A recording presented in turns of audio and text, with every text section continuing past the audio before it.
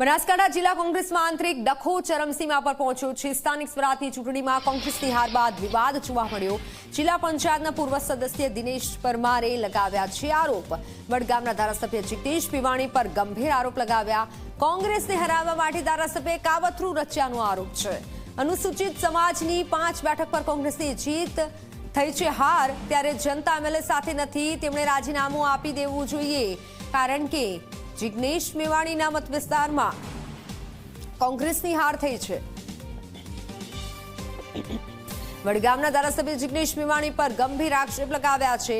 કોંગ્રેસને હરાવવા માટે ધારાસભ્યએ કાવતરું રચ્યાનો આરોપ લગાવ્યો છે। બનાસકાંઠા જિલ્લા કોંગ્રેસમાં આંતરિક ડખો હવે ચરમસીમા પર પહોંચ્યો છે। સ્થાનિક સ્વરાજની ચૂંટણીમાં કોંગ્રેસની હાર બાદ વિવાદ જોવા મળ્યો છે।